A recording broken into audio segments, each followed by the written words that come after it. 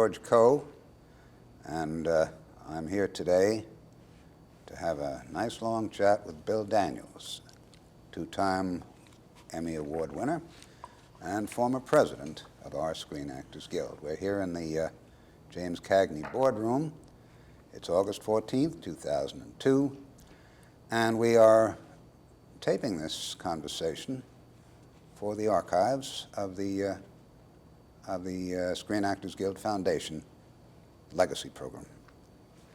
Well, I will say it's a pleasure doing this, and I'm going to shake you. Okay. You'll notice that I'm holding a clipboard. I just have to, at risk of embarrassing Bill. His accomplishments as an actor have been so considerable and so significant that I couldn't commit them all to memory. However, they're edged deep into my psyche because I happen to be very jealous of all this guy's done. It's a good thing you had that list, yes, because I've forgotten half the things I've done, actually. All right. Getting started with your childhood in Brooklyn. Oh, boy. Can we talk about that? My childhood. Mm-hmm. I was born in Brooklyn, as were my two sisters after me. I suppose you'd have to say that I'm a product of a stage mother, although she wasn't on the stage herself, but she got me started tap dancing when I was like 3, and about at 4 and a half, I did my first performance. That was on one of the local radio shows? No, this was actually, I was only 4 and a half. This was actually kind of a recital that the dance studio had once a year, but it wasn't a small thing. It was at the Brooklyn Academy of Music. It was with full orchestra. I was out there in a little jockey's outfit that my mother made me, and I was tap dancing away. I must have been slow in learning how to count. Because you did 4 bars and then you changed the step. So for me, getting through the 4 bars, the orchestra would have to do a crescendo, so I'd know enough to change the step. They go da da dum bum bum, and then I change the step. Well, so at 4 and a half, that's not bad. That's not bad. No, actually, I had a wonderful mother, but she was very ambitious for us to be in show business. And at that time, vaudeville was just about at the end, although we did some of that. I think she read in the paper somewhere that they were auditioning for a show called the Nick Kenny, children's show. Oh, the radio show, sure. I remember that as a kid. Exactly. How did you tap dance on the radio? How did that work out? That's the story, you see. It was on WMCA. Yeah. So in the evening, one evening they used to have auditions for children who wanted to be on the show. So my mother dragged us over there. Us, meaning who? Your sisters and you? My sister Jacqueline, and we tap danced. And Charlie Kenny, the brother of Nick Kenny, said to her, wait a minute, this is radio. Right. I can't use tap dancers. Now if they sang, that'd be different. So she dragged us home, taught us a song, took us back the next week. We sang a song. He said, no, not in unison, harmony. Right. Took us back home, taught me the harmony, brought us back. He said, yeah, that's it. So that's how we got. And that was the beginning. That was the beginning. Now you have a younger sibling yet, Carol. Yes, Carol, who was she in the act at any point? Was she a good deal younger, yes. But by that time we were doing the Horn and Harder Children's Hour, and Carol was very young when she went on to that. She was really young. And we'd do a number, we'd do a couple of choruses, and then we'd say, and our 4-year-old or 5-year-old sister had something to say. Tune, tote, and termite, take it away. And boom. She'd do this whole thing. And, so it's a family tradition. It was a show business. A show business family. Exactly. Your dad was not. No. He was the constant, reliable chauffeur who would drive us over from first Brooklyn, then we moved out to Queens, then we wound up in Valley Stream, Long Island, and he did all the driving. And from there, what, high school years, did you Yes, then, get involved further in theater? What? Yeah, let's see, how did I happen to? I was in a parochial school at the time that I was going to go to high school, and I was in the choir, naturally. And one of the sisters said, you know, you really could go to this school that actually had recently opened called the High School of Music and Art, which was up on 135th Street in Convent Avenue. But you had to audition. So I went over and I auditioned. I got in, and it was the beginning of my love for music, and particularly classical music. But I was only able to go for a couple of years because I got into Life with Father. And how'd that happen? Oh, God. Well, there again, my mother said, I read in the paper that they're looking for young boys for a play called Life with Father. I said, oh, Mom. She said, look, just go on. You're going swimming anyway, aren't you? Well, I was going swimming with a girl, which she didn't know anything about, over at St. George Hotel. And so to make a long story short, I met the girl. I said, would you wait here? Because the producer's office, Oscar Serlins, was in the Rockefeller Center, and so she was waiting downstairs. And mind you, I had never seen a play. I'd never been in a play. I was a song and dance man. Right, of course. So I go in, and the lady said, you don't have an appointment? I said, no. She said, are you here about the road company? I had no idea what that meant. So I said, yeah. Right. And she said, well, would you wait a minute? So I learned later that she went inside and said, Mr. Serlin, this boy looks like he could understudy the two older boys. So I went in there. This was in Life with Father? In Life with Father, in a road company of Life with Father, which at one time had 9 road companies out. It was a huge hit. Ran for 9 years. So I go in, and Mr. Serlin said to me, you don't have any Broadway experience? I said, no. He said, anything off-Broadway? No. School? High school show? No. And he looked at me, started to laugh. He said, you remind me of me when I came to New York. And you're probably the first honest kid who stepped into his office, too, right? I don't know. I said I was song and dance man. So anyway, he said, well, why don't you go over to the Empire Theater? They're reading over there right now. And I said, oh. He said, I'll tell them you're coming. I went downstairs. I called my mother, and I said, they want me to go. I'm 15 years old. Right. They want me to go over the Empire. She said, go. I said, I don't know where it is. She said, look it up in the phone book.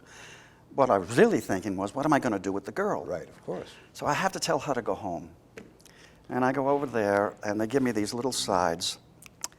And I go on this stage, and I'm reading this, and it's a scene with John and Mary Skinner. And I got to use her saying one thing, then I'd speak, then she spoke, then I speak. But then Clarence came in, and I didn't notice that. I see. So I said his lines, too. Well, at that point, they started laughing out in the house. And they came down, and they said, boy, oh, boy, your parents have to sign this for you to go out with us, permission, and you better come see the show. So that night, my mother, father, and I sat in a box at the old Empire Theater, which was a beautiful gem of a theater. And for a 15-year-old kid, the lights coming up,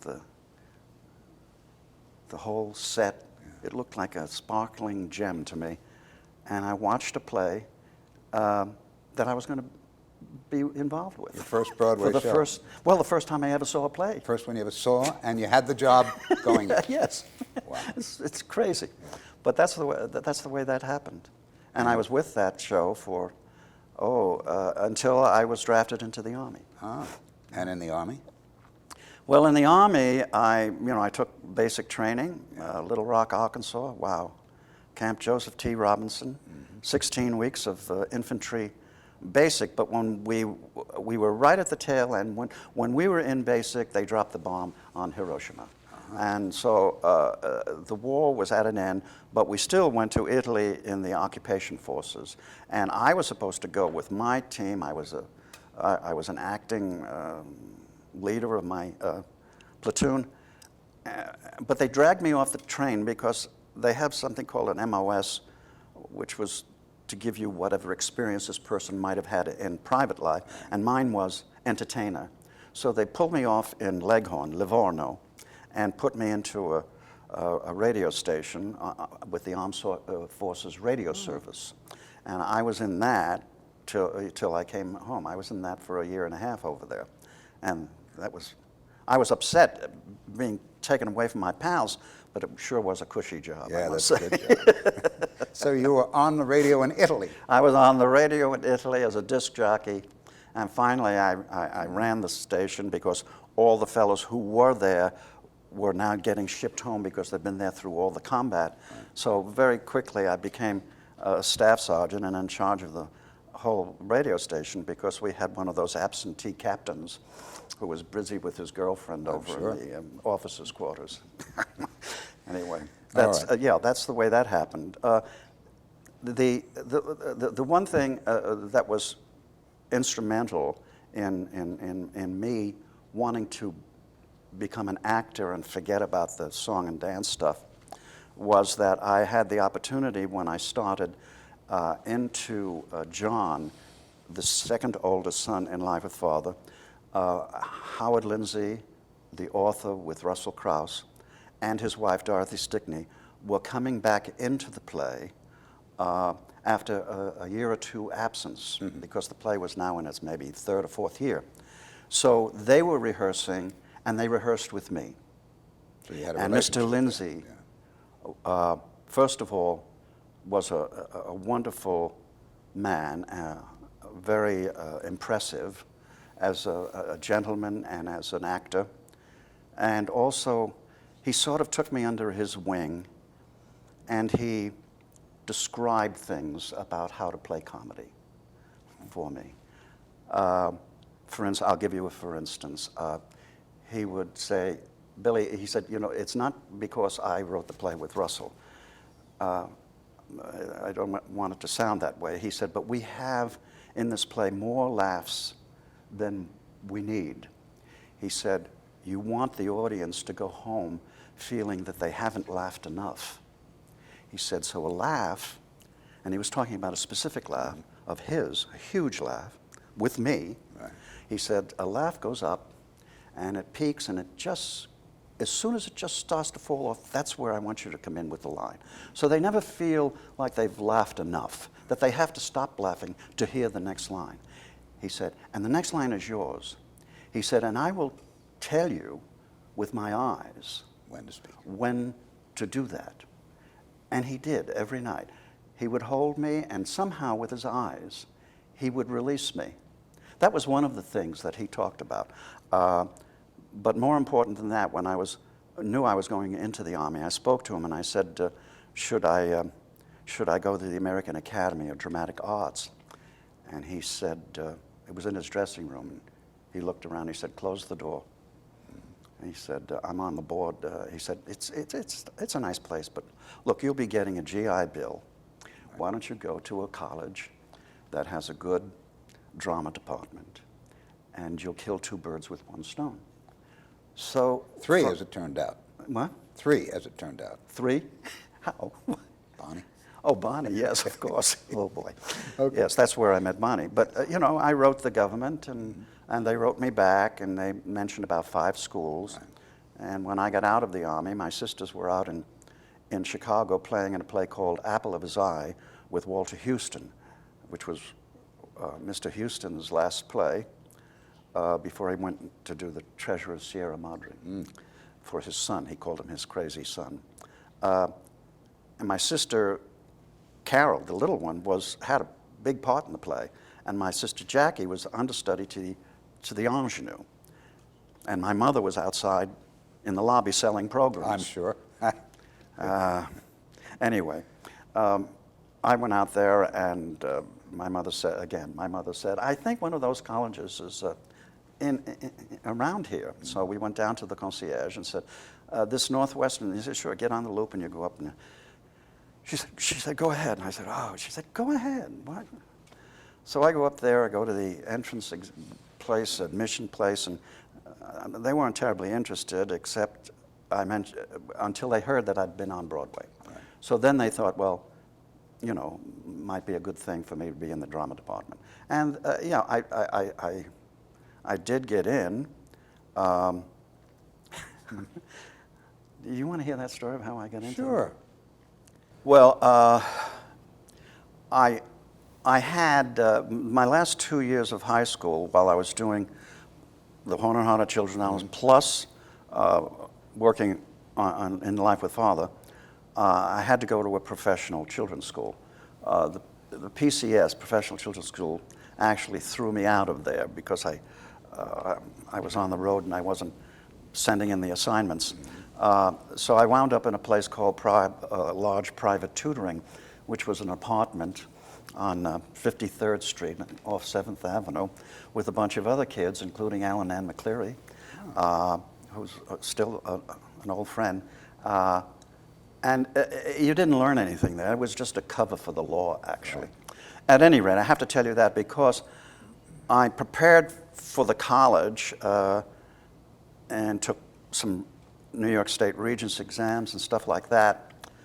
But, and I got a call from Mr. Lodge of Lodge Private Tutoring. And he said, Bill, this is Mr. Lodge. I said, hi. And he said, are you applying for college?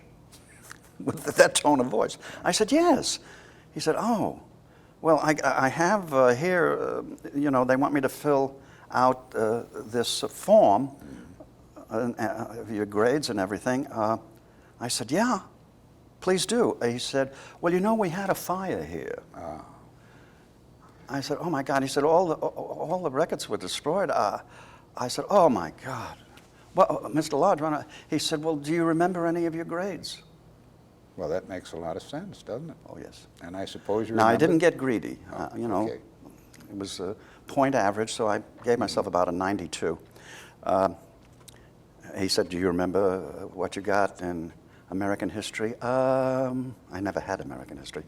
That's odd, isn't it, playing yes, 1776. And it has become since such an interest of mine. So I gave myself these grades, and that's how I was accepted. You know, I gave myself a very nice bunch of grades, although I hadn't really been. High school was very sketchy for me at Lodge Private Tutoring, and being over there every evening and every weekend with the Horn and Harder Children's Hour, I didn't do a lot of studying. So fortunately, at Northwestern, I met an absolute A student by the name of Bonnie Bartlett, who literally got me through. I mean, certainly the first year. And she's been carrying you ever since. She's been carrying me ever since. I met Bonnie. They were auditioning for an Irwin Shaw play called Bury the Dead. Mm-hmm. And there were a bunch of students who were going to read for the play, and the director was up in front at the desk. And, you know, I'd been on Broadway, and I'd been in the Army for 2 years. You know, in my leather jacket, a pretty cocky kid. So I'm sitting there, and somebody, he would say, oh, you read the next portion, and I'd hear them, and I'd think, oh my God. Amateurs. And you, oh boy, worse. And then he said, you in the back, Bonnie. And I hear this actress,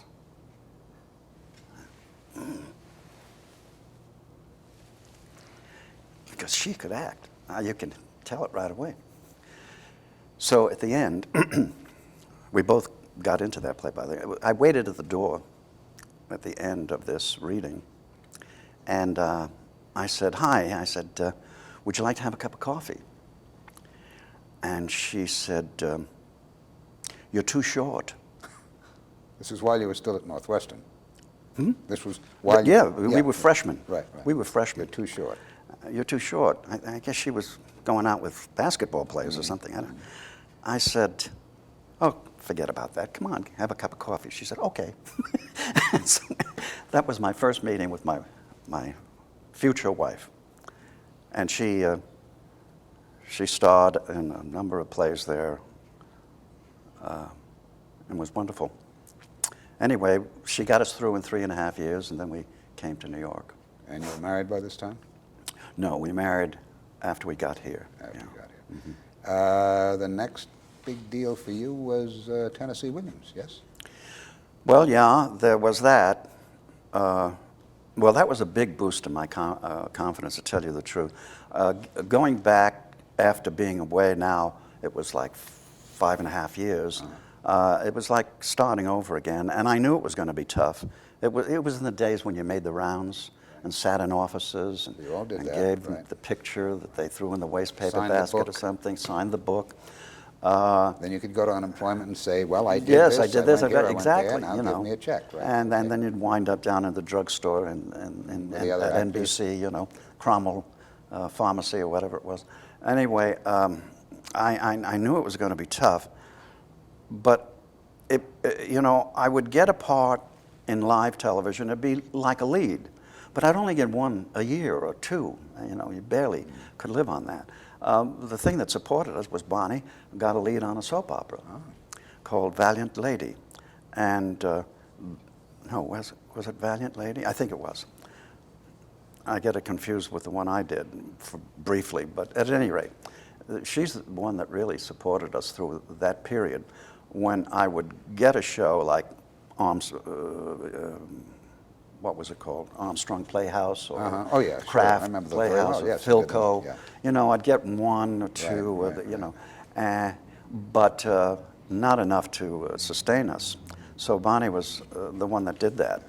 And they were all live, so there were no residuals, nothing like exactly. that. That was it. So I did some off-Broadway things. I remember I did Jimmy Porter and Look Back in Anger off-Broadway right after it closed, actually. Didn't you also replace George Segal in Iceman? Didn't you Yes, do that? as a matter of fact, I replaced George Segal, who was being drafted for Korea, I think it was by then. And I did that part, Don Parrott. Oh, a terrible, terrible part. I mean, he was a terrible, sniveling. I mean, These were significant plays. Oh, a very significant play. Jose Quintero and down in Circle in the Square. I think it started the Circle in the Square. And of course it was the vehicle for Jason, who I got to know later in 1,000 Clowns. But it was a play that went up at 7:30 and came down at 11:45. And you did a lot of talking in 17? And all of that. And I went into it without a cast rehearsal. In other words, all I did were my scenes with a stage manager. And opening night, I'm in this little cramped dressing room with a gentleman whose name I cannot remember now, but who was a European and spoke with a European accent. And he said, "Oh, Bill, by the way," and I'm putting on this makeup very nervously.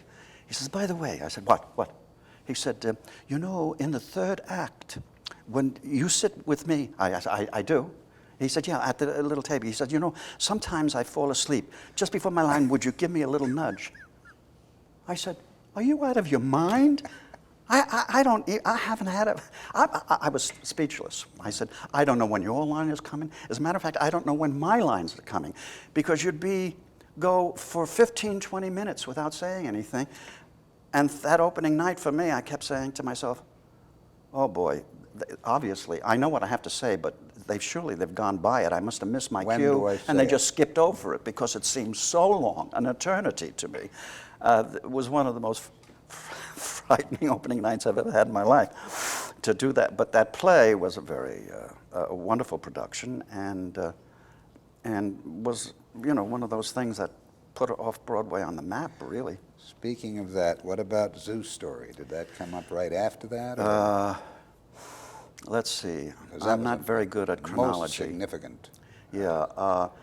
The Zoo Story was like 1959. I'm talking about, no, that was earlier. The Zoo Story came later. I think what happened was I did the road company, the national tour of Cat in a Hot Tin Roof. You played Brick. I played Brick, and what happened there was that I read for it, and the director said to me, Bill, you're obviously a very nice director, but you don't look like a halfback to me, and so, you know, maybe we'll work together in something sometime. I said, oh, okay. Forgot about that. I go home, and I get a call to come back. And what happened was he cast the play, the director, but Tennessee Williams and Audrey Wood, his agent, had to agree to the casting. Mm-hmm. And they looked at the casting and they said no. So bring back everybody who read. So he brought back everybody who read, and he chose a girl named Olga Bellin for Maggie, and he chose me. Tennessee did that. Now, that kind of freed me up somehow. It gave me the confidence to do what I would do in the part, because the director was not a first-class director. So I had the option of saying, look, I'm going to do it this my way. And that was a big thing for me to learn there and in television, to do it my way, instead of saying, how do you want me to do this? You want me to stand? I'll stand on my head. You know, you're so happy to be working. But you really have to get to that point where you know how you would do things. And you don't often, I shouldn't say that. There are times when you have to oppose the director and say, no, this is better. Believe me, trust me, or whatever. And that was what happened in this play. It gave me the confidence to think, well, yeah, I think maybe I can make it in this business. No, the Zoo story came later, in '59, and that was the result of my working at the Actors Studio and doing scenes there, and also doing some directing there, and getting to know a director by the name of Milton Katselas, who directed the Zoo story, and who they did a scene from it, or maybe they did the whole thing at the studio, and they looked at it and thought they didn't want an older man to play this part of Peter. They wanted a contemporary, so that it wouldn't look like a young man was picking on an old man. So it's not about ageism or anything like that. And I, in my infinite wisdom, didn't want to do the play.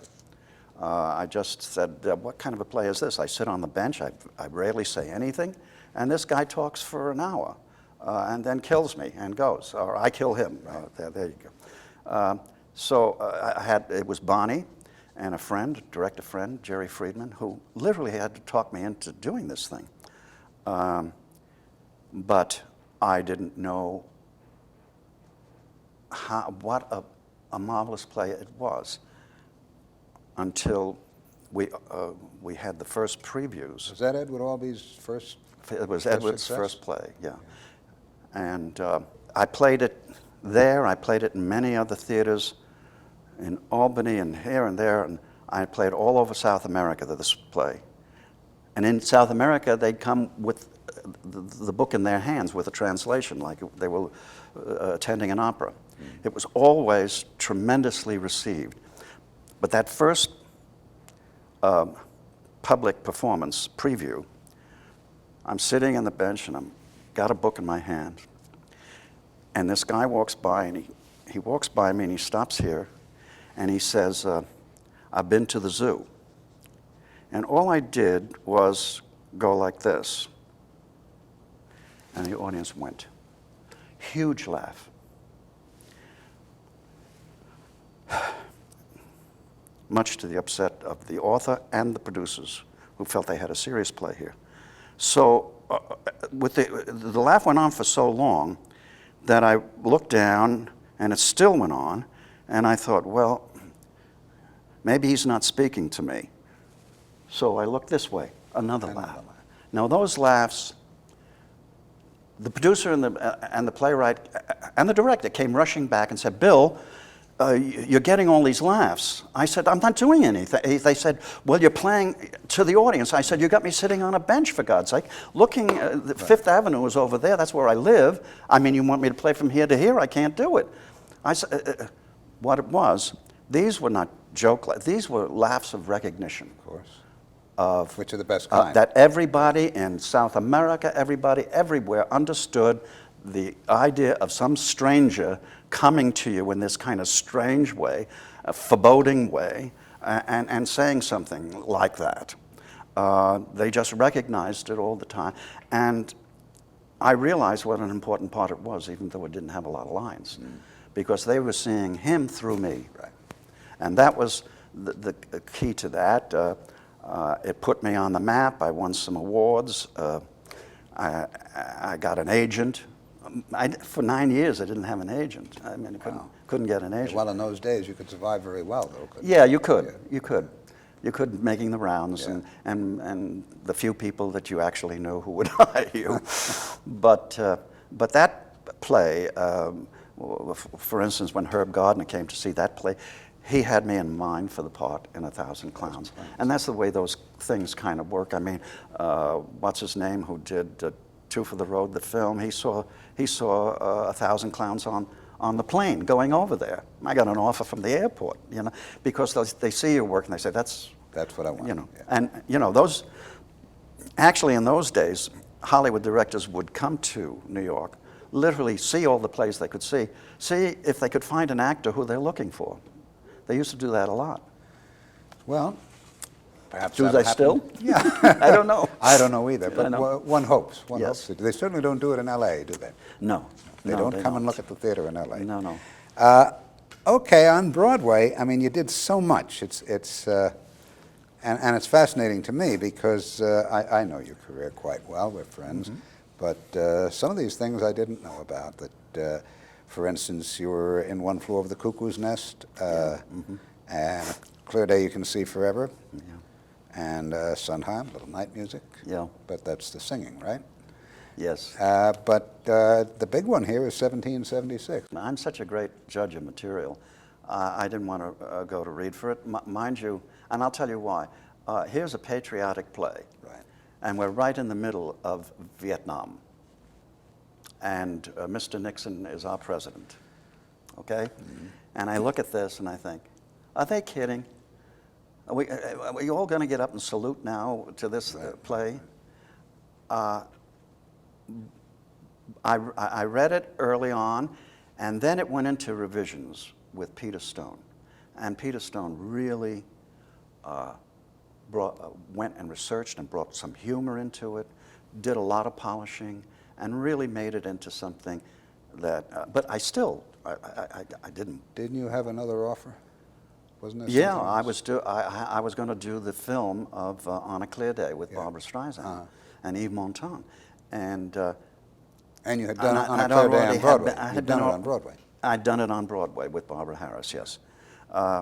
And so, you know, I was committed to the film. I reluctantly went to a reading of 1776, and I went to the wrong theater. And I looked in, I said, there's nobody here. I'm going to go home. So I went up to 8th Avenue, wait for the M104, and it was Thanksgiving. And I'm waiting for the bus, and a little voice inside says, Bill, you really ought to call your agent and tell her, because there may be some foul up here. So I go over to a public phone, and I call, and she says, where are you? They're waiting for you. I said, I'm there. There's nobody there. The 46ers there, nobody there. She says, another 46ers here. It's the, I don't know. Whatever. Take a cab. She said, I'll pay for it. They're waiting. Now that's newsworthy, right? Yeah, that's Your agent offered to pay for the cab. Okay, go ahead. I not only, well, I go there, and there they are, sitting, waiting. Peter Stone and Peter Hunt and Stuart Ostro, the producer. And I get up there. I blow the lyric of a song that I did On a Clear Day for 4 or 6 months, whatever it was, called Wait Till You're 65. I blew the lyric. It didn't matter. They had decided that they were going to go with me. And so I had to go out and speak to the producers. Well, I happened to be out doing a television show. I'd go over to Paramount and ask them to let me off the hook there, you know. And they were very nice about it, and they did. You know, but I don't know. With me, I think it's a matter of I'm ambivalent about being in the business to begin with. Yeah. It wasn't really my choice. I was pushed into it. Mama Rose. Exactly, Mama you know. Rose. There's a story. My friend Jerry Friedman was assisting Jerome Robbins, assisted him on the first one. Gypsy? No, the one with the gangs. Oh, West Side Story. West Side Story. Of course. And then he was going to assist him on Gypsy, and he was into it for a week or two, and he got an offer to do a television play. So he asked me to substitute for him. And so I went over there. For 3 days, he tried to introduce me to Robbins. And every time he said, Jerry, I'd like you to meet, he'd walk away, because he was really mad at him for leaving. And there you were. And there I was. Finally, Jerry Friedman said, Bill, I have to go tomorrow. I said, yeah. He said, I don't know what's the matter. You know, he doesn't. I said, that's all right. So I came the next day with all my pencils sharpened, and I hadn't seen any much of the play. And they were doing, up at the New Amsterdam Roof, a run-through of the first act. And it starts, and the kids start singing, and Miss Merman is up in the back and comes down the aisle saying, "Sing out, Louise." Now, if we could go back a moment, our first performance on the Nick Kenny Hour was a song, an Irish song called "I'll Take You Home Again, Kathleen." And it had the harmony crossed the melody. It was tricky. Mm. And this is in a little studio with a lot of parents and friends and so forth, and it's live. Yeah. And we get up there, and there's a piano, and we're at the microphone, and I get off on the harmony. And my mother walks down the aisle, walks onto the stage, stands next to me, and sings the harmony till I get back onto it, and then goes back and sits down.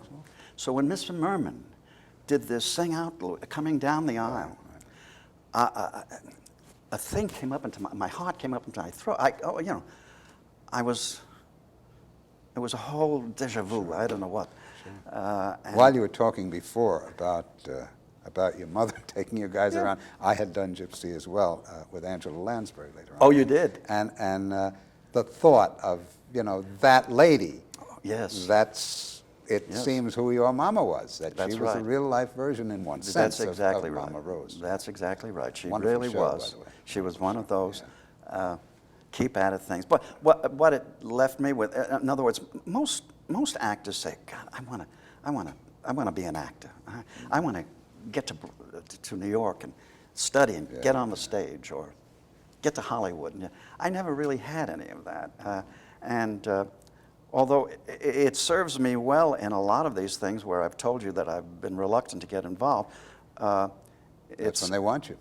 Well, they want, and also most actors will say, oh boy, here's a part. I think this is terrific. Oh man, I see it and I look and think, oh, how do you do that? I mean, I see all the problems in a thing. Which isn't bad, really, because you have to solve those problems, or else it isn't going to work.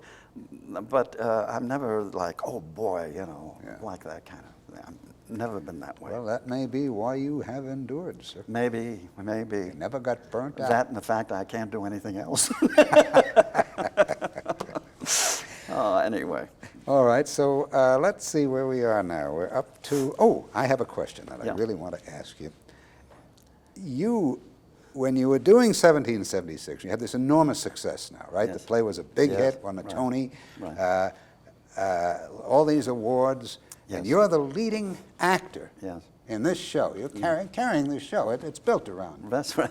around John Adams and his relationship. 9 with his musical wife. numbers. Right, okay.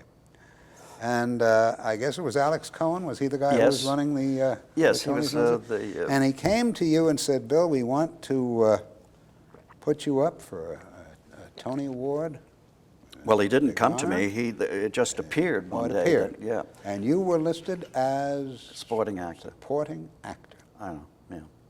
Now, what happened? You never got the award. What happened? No. Well, what happened was that I said first to my producer, Stuart Ostro, I said, I'm not going to be involved with this. And he said, well, you know, Bill, they've arranged this. And I said, I'm sorry. And then I had a call from Alex Cohen, who said, Bill, you know, if you don't, I need 6 people in that category. I said, Alex, tell me, who am I supporting? He said, well, you know, that isn't the question. You see, the question is that you have to be above the title. Well, no one got any billing except 1776. They changed it the next year, by the way. I said, it doesn't matter. I said, frankly, I would win in a supporting category, and somebody who really is supporting. In fact, Ron Holgate, who was in the show, he won in the supporting category. So, God, the newspaper people called me and said, "You mean you're not going to be there? You're not going to the show?" I said, "No, I'm not going to the show. I have asked to be withdrawn, and that's that." So that's the way it came down. I'm glad that the show won. You know, I think they had prearranged. We came in very late. We came in March, and they weren't prepared for this, and I think they had themselves set on other actors. And all of a sudden, there you were, and they didn't know what to do with you. Yeah, what should we do? So that was the way that worked out. Often the case with many of us. Yep. Well, now, a television series of things, I know you've done so much, and as a matter of fact, you and I worked together. I played your boss, as you recall, at one point. On what? On Boy Meets World? No, Dropout Father. The thing we did with Dick Van Dropout Dyke. Father. Do you remember that? With Dick Van Dyke? Yeah. Oh, yes. You were a marvelous executive. But there's something here that intrigues me, and that is that you starred in the TV series Captain Nice. Yes. Can you tell us about that? Sure. There again, a fellow named Buck Henry, who had great success with that Get Smart, it was called, had this show. And he told me later, he said, I had in my mind an actor, and I couldn't put finger to it. He said, and I was walking by, and I saw a poster of 1,000 Clowns. I mean, these are the way these things have worked for me always. And he said, that's the guy. And so he called me about this. And I remember Bonnie and my dear friend at the time, Gene Wilder, didn't think that I should go out and do this. It was a spoof on Superman. But it had a lovely cast. So I did it, but as soon as we started it, it was for NBC. CBS said they were doing one called Mr. Terrific. And in fact, CBS was threatening to sue Buck Henry for stealing the idea, which was ridiculous. I mean, you know, an idea is something in the air. Yeah. So what happened was the show premiered the same night as this Mr. Terrific, except Mr. Terrific wasn't anywhere near as good, I must say, and went on a half hour before us on CBS, which I think we committed mutual suicide there. We ran for about 13 weeks, but I must say, first of all, it was the favorite show of the man at the time he was in charge of programming, Grant Tinker, who then became the president of NBC and then MTM. Right. Every time I see Grant, he said, I love that show. Captain I mean, Nice, you know, Alice Ghostley was in it, Liam Dunn, you know, a lot of wonderful people. And we only did 13 of them, 13 and out, but because of that connection with Buck Henry, he was by then rewriting The Graduate. And it was on the same lot. Right. And there I was. And you uttered the deathless line. I never did that. Would you say it for us? Didn't you say it? No. Plastics was spoken by another actor, well-known actor who I can't recall at the moment his name. But I never said that. Isn't that funny? Well, this... just people all think that I said that line. Absolutely. Plastics. Plastics. I never did. You But gave it him some other bad advice. I also recall you as, I think you were somebody's daddy in Blind Date, weren't you? You were in the wedding. Or... Yes, yes, yes. And that's the Bruce Willis picture. Yeah. Oh, and she was a gorgeous girl. I'm not going to be able to remember her name now. I can never remember her name. She's a wonderful actress, too. Yeah, a lovely girl. I played her. Very nice. Well, I played John's...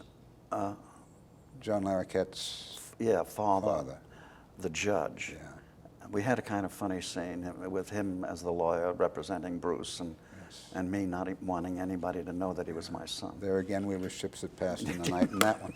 I was in the beginning, you were in the end. Is that right? That's right. Oh, gosh. That was Blake Edwards. Yeah, Yeah. of course. Yes, Blake. Interesting, too, the way he directs. Yes. I found that strange. That was when the first time I noticed somebody sitting behind a little TV screen and not being right up there with the actors. I mean... Ahead of his time, he was. Yeah, right. You mentioned earlier that you have to be on the defensive as an actor, even with a good director. Yeah, you've got to... And we were just talking before about your experiences in that regard. Yeah. And we were talking about Little Night Music, as you may recall. Right. And And this was a part you didn't get originally, did you? no, well, I didn't. They didn't even want to see me when they were first doing it. They said no, no, no, and I think they probably had an actor in mind, and they said no. But after it had run a year and that actor was leaving, and the show was still going strong, I got a call, and I was in California, and I thought, they said, would you come in and audition? And I thought, I'm going to go in and show them that I can do this thing, you know. Yeah. And when I went to see it, the actor that was playing it, who originated the role, had a much better voice than I, for sure. But I felt I could do something with the acting that perhaps he wasn't doing. And so I said to Hal Prince, the director, this has to do with going back to, you have to satisfy yourself first, right. Particularly if you've had experience. And I said to Hal, I don't want to play an old man. And he said, I never wanted to do that. So I go into rehearsals, and his first 3 directions would lead an actor to playing an old man. So I learned from my experience to never argue with the director, just say, you got it, or right, or I'll work on that, or so forth. But you're listening to yourself. I knew that I was the right age for the part, so I didn't have to play an old man. And that's just one of those cases where I think an actor has to be his own judge about himself. If he's wrong, okay, he's wrong, and you can be wrong. I'm not saying you're infallible. I'm just saying that you have to please yourself, and you know what you can do before anybody, really. And there are some directors who will give you some directions that'll be very helpful, but often not. And you have to work it out yourself. You know, I had to, in the zoo story, know that I wasn't playing for laughs. I knew I wasn't playing for laughs. If they thought I was, they were wrong. I was just playing an honest reaction to a man who says something strange to you in the park, a total stranger. So in those cases, you just have to go along with your own sense of what's right. And I will say, this is jumping the gun a little bit, but I think that's one of the things that was unique about your presidency of the Screen Actors Guild. Yeah, that you've always been your own guy, and those of us who were around you knew that. Maybe so. And that's good. That's good. Getting back to the business, films, many big ones here, most recently a thing called Her Alibi, That was, what was that, with Tom Selleck? Oh. I think so. And Yes. You have worked with so many people who are so very well known. I'm sure there must have been some stories that you can tell that won't be, that we can't get sued for. That we can't get sued Yeah, for. about Warren Beatty, about Dustin Hoffman, about yeah. Anne Bancroft, about some of these people you worked with. Yeah. Anything that springs to mind? Well, There must be a that story are not, about Dustin. that won't get us sued, you That mean? won't get us in trouble. Well, of course, the thing about The Graduate was the producer really didn't want me in the role of Dustin's father. Actually, Mike Nichols offered me a role that was a desk clerk, and I was offended, and I told him so over the phone. I said, you know, I've just come off of a series, the Captain Nice, where I played the lead and everything, and this guy, he says, it's got 2 laughs, Bill. I said, I know it has 2 laughs, Mike, but, you know, and he said, well, I didn't mean to insult you. I saw you do, and he started. The Zeus story, the Zeus story, Look Back in Anger, Cat and I, he saw all of them. All those big roles. All those things, and I felt this small, you know. I said, well, he said, well, how about one of the fathers? So I said, pick a father, anyone, I said, well, right? wait a minute now. I have to go back and look at the script because, you know, I only looked at that one little part. So anyway, I had that meeting with them, and Larry Turman didn't want to use me, and he was right, because there really was only 10 years difference between me and Dustin Hoffman. To play his father, I can see the producer saying, you're too young. And Mike said to me, Mike Nichols said to me, no, he said to him, no, never mind that. He said, Bill, he said, you know that speech you had in 1,000 Clowns? And I said, no, what? And he gave me the speech. Now, I couldn't have given it to him if my life depended upon it, but I knew it when I heard it. I'm not one of the something people. It was a speech, actually, you know, anyway, he said, I don't want you to do that in this part, which is Beverly Hills lawyer.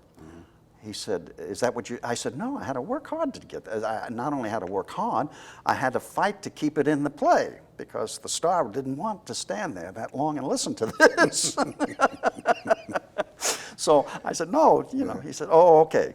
But he knew that speech. The man has total recall or something. But there, Dustin, they aged me up a little bit, and Dustin, who was always a terrific actor, he was a terrific actor even off-Broadway in New York. I knew that about him. I didn't, and I don't think anybody knew what we had in the Graduate. I didn't realize it.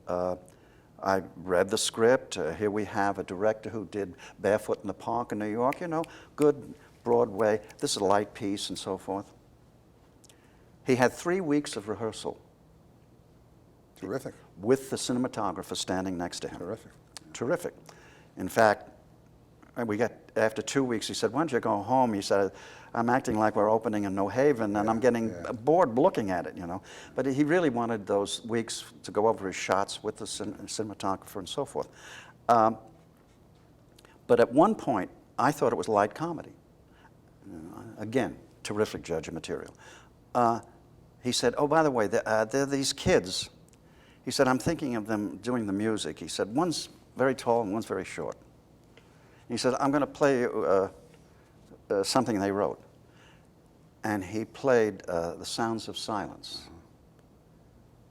And I thought, whoa, wait a minute.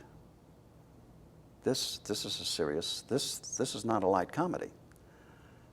And suddenly, your whole attention kind of shifted to Dustin. Because after all, he had established actors working with him, and from New York and all. But this was about him, this picture. And saying something to the youth of the country. It was his first worthwhile role, too, his first big part. That's right. It was his first part. It was his first film, and he was superb in it. But it spoke to the youth of the country. I know that because for years, Northwestern used to play it up against the wall of the library, and all the kids would sit out and watch The Graduate.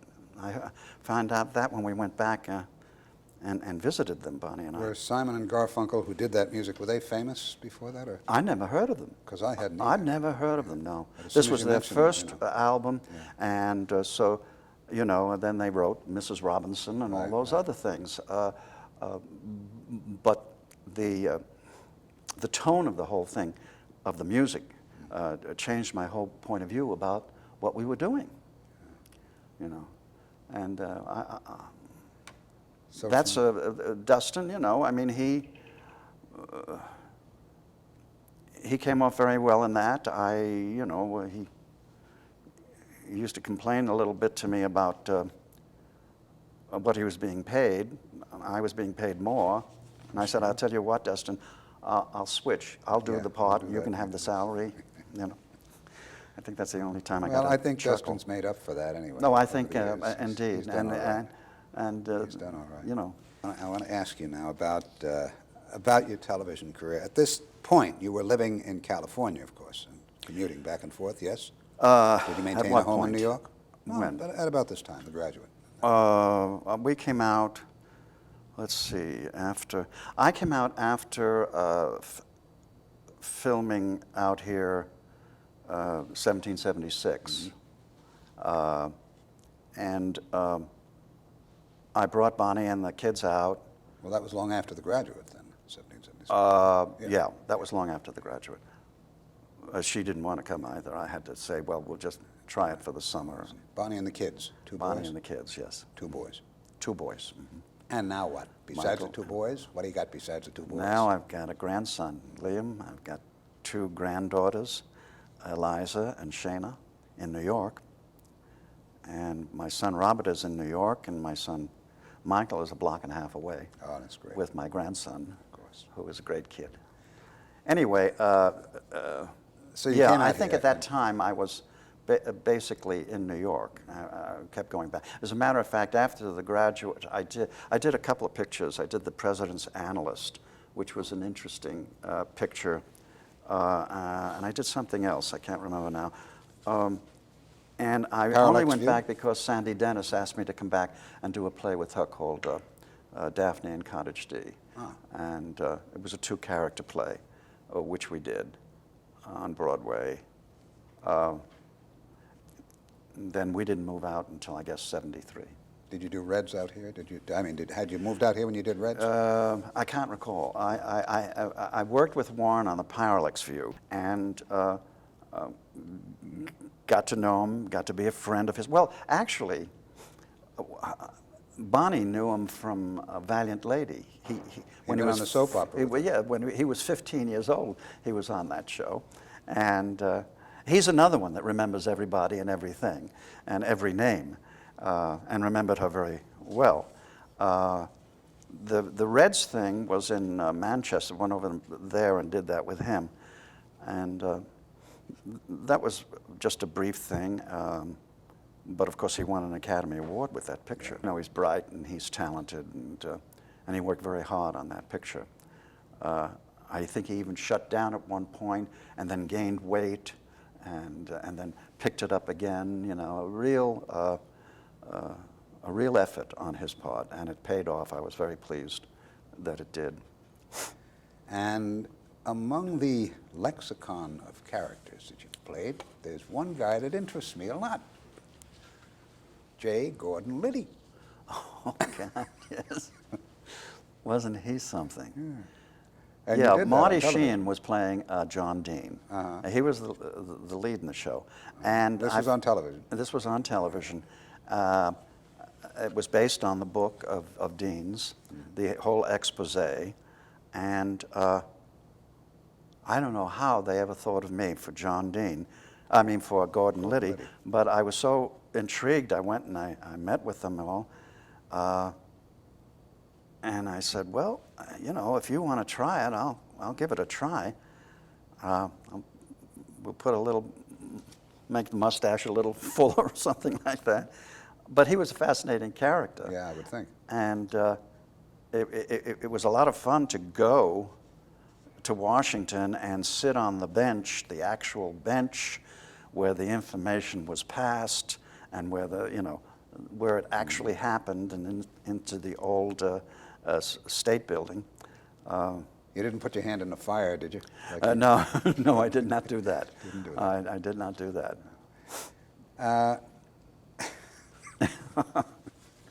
I'm thinking more about television. You know, I remember there used to be a guy on Saturday Night Live who used to do a takeoff. He created a Cuban ball player. And the guy would say, baseball has been very good to me. Baseball. And I'm thinking television was very good to you. Well, yes, indeed. Yes, it has been. After you moved out here, yeah. While you still went back and forth a lot, you had right. one But there hell of a again, there were television those career. connections. You know, when I filmed 1776, Blythe Danner did Martha Jefferson. I got to know, or rather he got to know me, her husband, Bruce Paltrow, who produced St. Elsewhere. Yeah. And those are the kinds of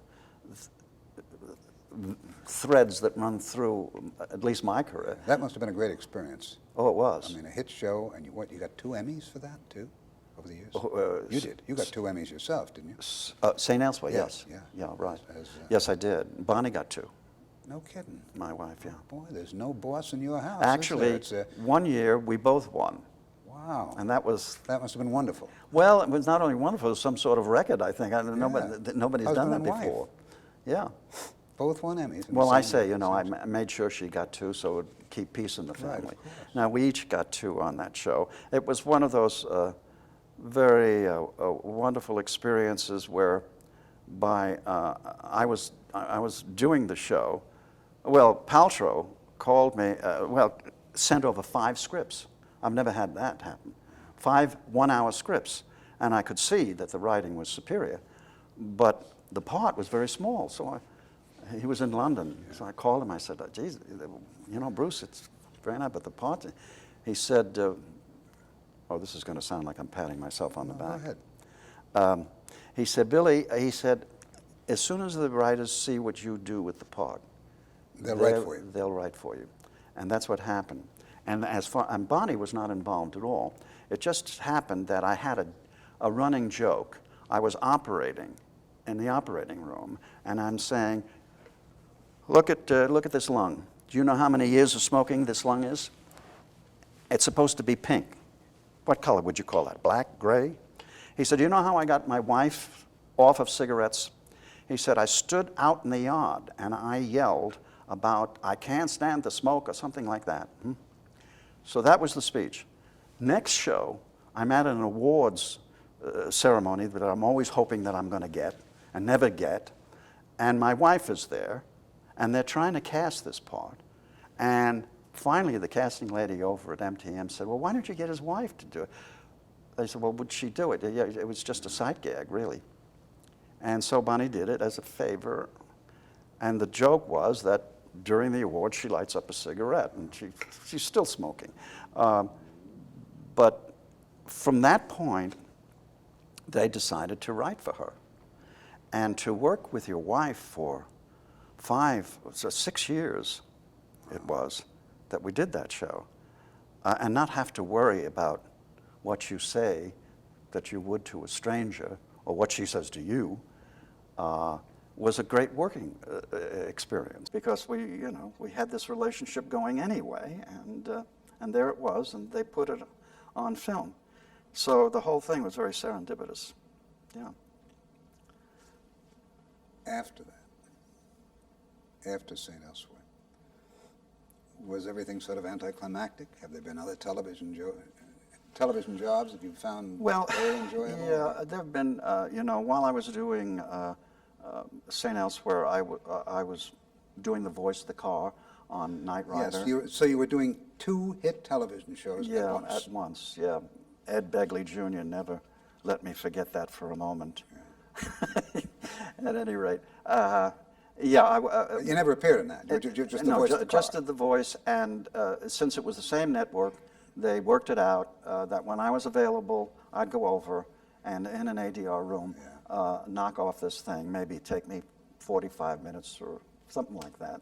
It was a very plush thing. At any rate, I did that for 4 seasons that ran, simultaneously with the St. Elsewhere. The last thing I did was a totally different experience for me because, first of all, it was a sitcom, and secondly, it was aimed at teenagers and young teenagers. It was called Boy Meets World, and I was very, again, had to be talked into it, had the producer assurance that playing this teacher, because I said to him, you know, I found that people, when I did St. Elsewhere, I had even doctors confuse me with being a doctor. I had Jonas Salk ask me down to San Diego for a March of Dimes thing, and you know, the only laugh I got all evening was I said, you know, I think there were 3 Nobel laureates out in front. I said, I think Dr. Salk thinks I'm a doctor, you know. I've had doctors say, you know, I'm overqualified for this job, and tell me all the, and you don't want to hear from a doctor that he's overqualified. There's no such thing as far as I'm concerned. But well, I recall you telling me, I'm going to interrupt you here because I recall you telling me about the fact that I mentioned something about playing a doctor, you playing a doctor, and you said, yeah, that was then, but I wouldn't want to have to go through learning operating room technique again and what to do with my hands and so on. So absolutely. You fooled a lot of people that way, probably. Well, that was the challenge of the show, to learn the medical language, to learn the procedures, and because, you know, they're tying off, surgeons tie off with instruments, and you've got to practice it, literally, to look like you know what you're doing. And you have to be able to knock off this medical language. But I found that people, to this day, say, hiya, doc. In a way, television goes right into the home, and they really begin to think of you as the character. So I can't tell you how many graduating medical schools I was asked to address, and I would say, you know, I'm not a doctor. And they say, they don't want a doctor. They want you, they want to laugh, or whatever. So when it came to playing a teacher on Boy Meets World, I wanted to make sure that I was representing teachers. The part wouldn't be made fun of. He wouldn't be a Mr. Belvedere or something like that. And when the producer told me that the basis, he wrote the script, the basis of his writing that part was a high school teacher who was a mentor of his. Mr. Feeney. Mr. Feeney. I felt better about it. And I must say, although it was a comedy and you did sometimes crazy things, nevertheless, it was always written with respect. And I got a whole new slew of fans that are this tall, little girls who look at you and say, "Oh, Mr. Feeney," and start crying or something. Yeah. You know, the whole different kind of a whole different kind of fan. Yeah. Nothing like show business. No, I did that for 7 years. Oh, my God. Wow. And then I became the president of the Screen Actors Guild. And that's when the trouble started. And therein lies a story. Therein lies a whole other story. Yeah. Well, we've roughly gone over your life to this point, I suppose. Okay. Certainly, you know, as we sit and talk, I must tell you, you really have achieved an awful lot. And sitting here and just listening to this is fascinating. Well, thank you. It's you've done I've good. Had a lot of luck. You've done good, as your dad would have said. You've done good. Yeah, I've had a lot of people like Mike Nichols or Howard Lindsay who had a lot of influence over what I did. You know, I've been fortunate that way. And now that you're swimming every day in your pool up in the boondocks of Santa Barbara. I suppose you have time to reflect on the last couple of years, which have been, to say the least, hectic for you. It was hectic. To some degree for me because of you, which I know. Which has been... you keep reminding me that I'm responsible for this. Well, my wife keeps reminding me that you're responsible as well. So yes, but it's like if ever Mr. Pisano feels hard-pressed, he says, you know, you're the one that... Right. I said, there was a search committee involved. I just chaired it. But no, but there was also a sense, looking back on it, of accomplishment. I'm sure. You know, that I think... it was just fortuitous coming at a time when the Guild was about to make big changes. We had a CEO who was ill and was contemplating retiring. All of that. We had a plan. They did before the year before I became president. The Guild asked the membership for a dues increase because we were hard-pressed for money. And part of the deal of them being allowed to do the dues increase was to submit to a company who would look at the structure of our union and at our financial resources and give us a critique on it. It's called the Towers Perrins Report. That was the deal that was made in order to get a dues increase. However, during my administration is when all of it really took place. That's when all the excitement happened, when it all hit home. That's when everybody was interviewed and everything was confidential, and out of it came the suggestions and recommendations from the Towers Perrins Report, which led to our governance team getting the governance plan put through, which is now going to reduce our board and which has solidified our branches and put us on a more sound financial basis and the rest of it. Even our CEO at the last board meeting said that he used the Towers Perrins Report as a roadmap, because they could only recommend, they couldn't instigate anything. Let's go back to the beginning. And I think the beginning was probably at Arts Deli, wasn't it? My office, yes. That's my office. How did that your candidacy even come about? Well, you were never politically active before in the Guild. No, not at all. Not at all. I'd never been in this building, actually. Kathleen Hagney. Kathleen Haney? Hagney. Hagney.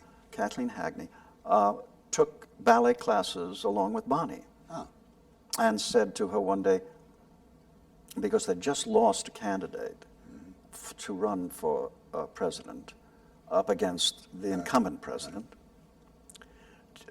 would you meet with some actors and go over maybe some ideas for a replacement? So we met them, there were about 4 or 5 of them, at Arts Deli. And now what I learned there was that these were all commercial actors. Now, except for doing a few buyout commercials, I'm not really a commercial actor. I haven't done that work. But what I learned was that the commercial actor, particularly in cable, on-camera work, was finding it impossible to make a living under the rather mediocre contracts that had been negotiated in the past. They needed some real help. And they made it very clear to me, and they were very specific about the usage, about the low fee, about the unlimited amount of usage in a 13-week cycle that used getting burned up. They were getting burned up. They get burned up and all. And they were saying, do you know anybody? And I'm thinking, gee, you know, I've just come off a long show. I'm financially well off. I've been very lucky. I said, how about me? And I looked at Bonnie, and if she had gone, I'd have said, I take that back. Yeah. In fact, they thought after they left that they were going to hear from me within 24 hours of saying, I changed my mind. Well, they were having a tough time finding somebody, weren't they? They were having a tough time They were finding having a a tough celebrity time, who would stand yes, up. somebody who could win, you know, somebody who would represent them. Right. Now, I was also made aware that they had a very contentious negotiation coming up in the commercial contract. And so when we put together the negotiating team, I said to them, I don't know this contract. I'm going to depend upon you guys to tell us what you need, and if we don't get it, I'll go to the wall with you, because I don't give a damn.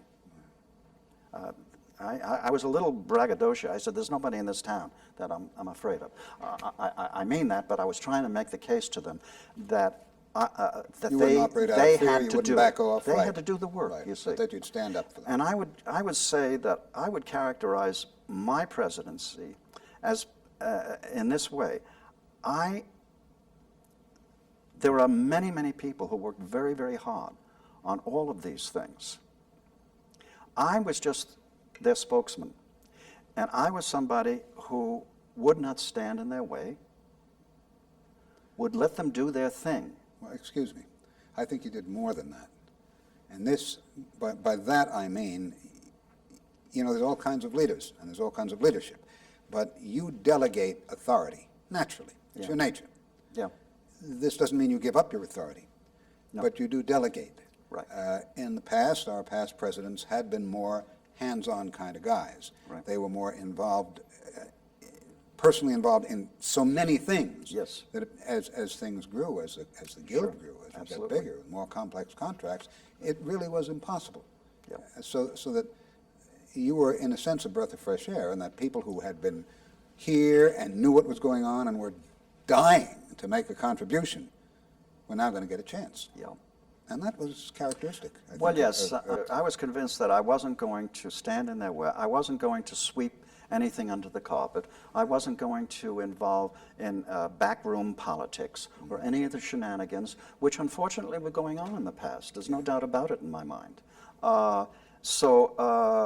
With that, you see, we hadn't, and then we met in a very contentious negotiation, in which they played very hardball with us in trying to roll back Class A commercials. It was on the table forever. Don't let anybody tell you it wasn't. And at the end, they tied it up with the session fees, which at that time was $1,038. I think at the very most, it came to $1,500, and they said to stop there, and they pointed their finger and said, you get nothing else, and if you don't agree to that, this stays on the table. The thing that happened there, and I have to be perfectly honest with you, we hadn't had a strike since 1980, and that strike was a failure. The industry didn't know if we had the wherewithal to do a strike. They had to see it. This strike would have been over months and months before. It was a 6-month strike, the longest in entertainment history in this town. It wasn't easy, and it wasn't easy on me, asking people to toe the line. People who had wealthy contracts with commercials, well-known actors who did toe the line. This strike, and of course I've been criticized at running it for so long, like it was my fault, would have been over months before if our chief negotiator had let us do a boycott.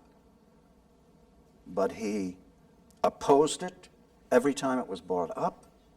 He dug his heels in about boycott. It had never been done before, and all of that. And it wasn't until we overrode him and did the in boycott. desperation and went out and got people like Julia Roberts and Rosie, and then people like Rob Schneider and Bonnie Bartlett, my wife, go to Cincinnati because we could not find out who was calling all the shots. So we just picked the biggest advertiser in the world, P&G. Procter & Gamble, in Cincinnati, and went and saw them. And Bonnie, what was his name? Mr. Pepper. Isn't that a marvelous name for a president of Procter & Gamble in Cincinnati? Mr. Pepper. She said to him, when she went in with Rob Schneider and a couple of other actors, she said, you know, I was your first Pampers mom. And he loved that. She said, I thought it was the craziest idea. And he said, so did we. Well, Pampers was a huge idea for them. And everything went smoothly until he found out that she was my wife. And then he kind of cooled it. But at the end of that meeting, as she was leaving the room, Mr. Pepper said to her, now we were at a stalemate. Right. We had, not only at a stalemate, we'd already been down to mediation board 2 times. We'd been back to New York 5 times. It was a terrific burden on everybody concerned. As she was leaving the room, Mr. Pepper said, this will be over next week. Now, at that point, I think we were at, and I may be wrong about this, but I think we were at $1,500 a session fee for a cable commercial. For an on-camera performer. On-camera performer. And we wanted $2,480. And that's where it all broke down. And the other thing, Class A commercial, still on the table. Mr. Quinn and Mr. Shepard, Ira Shepard, came down.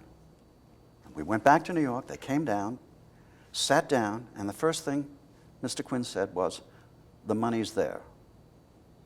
The second thing he said was, when will the boycott be over? I said to the chief negotiator upstairs, I said, did you hear what they just said?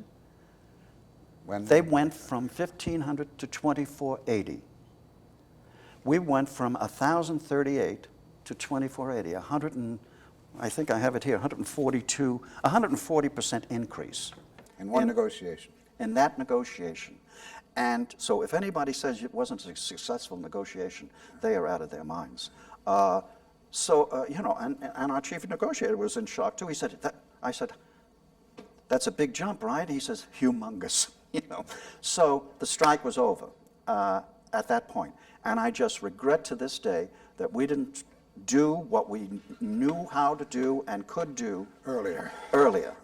Because we could get all those people to toe the line, all our high-profile actors, to say, hold it. Chuck Heston come down to and march with us in front of McDonald's, and you know, if we'd done that boycott, it would have been over in half the time. Well, this is interesting from another viewpoint. You obviously, in the minds of all of us who've worked with you, you grew enormously during this period as president of this union, because you came into it totally cold, knowing nothing. Absolutely, George. And were not really helped. You know, the incumbent president at the time pointed out, and he was absolutely right, I knew nothing about it. Absolutely nothing. I knew nothing about running a committee or chairing a meeting or all the ins and outs, or in fact, I knew nothing about the staff and the size of the staff or any of it. I was a last-minute dark horse entry, and there had to be some great dissatisfaction among the membership for me to ever have won. Obviously. You know, because everybody was for the incumbent to continue. And I have to say that when I come in... When you say everybody, you mean everybody on the staff? Everybody on the staff. And some people who were hoping to Obviously. retain their positions on the board and so forth. So they were in shock. And I don't think they ever got over it. Because I have to tell you, quite honestly, that the staff, when I came in, was less than helpful. They were, as far as I'm concerned, obstructionists in anything that I tried to do. I went ahead and did it. I went ahead and had 2 meetings of high-profile actors and called every actor that I've worked with and had them there, like Warren Beatty and those people. I did it anyway. I was put on the carpet by the staff No. and told that I exceeded my authority. And I said, where is it written that I can't bring in actors to the Screen Actors Guild? Well, it's never been done before, and I heard a lot about tradition and stuff like that. But I certainly didn't have someone who could have advised me. I had to go it alone as far as the staff was concerned.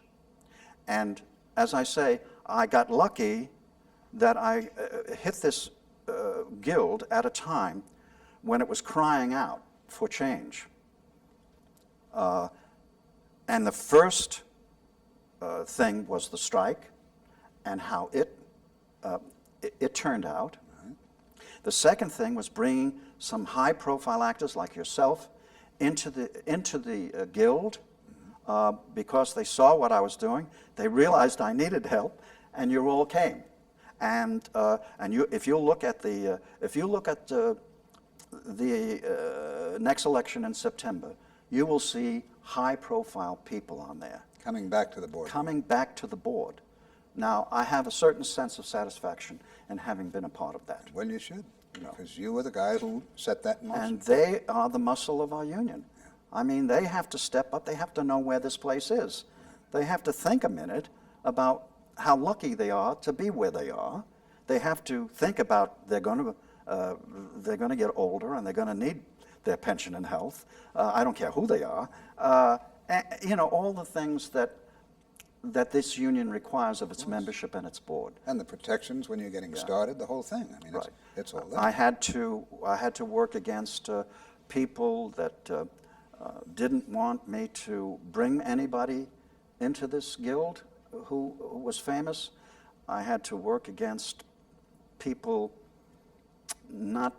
opposing the fact that I was trying to get information out to the membership. Because they were in the dark. And of course, the famous one was the ATA. Yeah, getting into that. One of the most contentious situations, one of the most difficult things you had to deal with at the very beginning of your presidency was the fact that the Agents Association, the ATA, the Association of Theatrical Agencies, which represents the majority of the working people in our business, between them and the certainly the stars. Yeah, National Association of Talent Representatives on the East Coast. So it's really ATA Nater, we call them. And they are the negotiating arm for the agency world with us. Now, obviously, they had a contract with us, which 63 years. That called the franchise agreement. Yeah, franchise agreement. Have had that with the Screen Actors Guild. Right. They were very unhappy due to the fact that the business had changed to a certain extent, that personal managers were invading their turf. They were actually performing as agents as well as managers, which is illegal. But nevertheless, the Guild had just sort of winked at that as time went on. It was not an easy problem to solve, but it wasn't solved. No. So you inherited a bunch of very upset agents, led by this group, who came to the Guild and said, we've got to have a better deal here. So you inherited this very unhappy situation.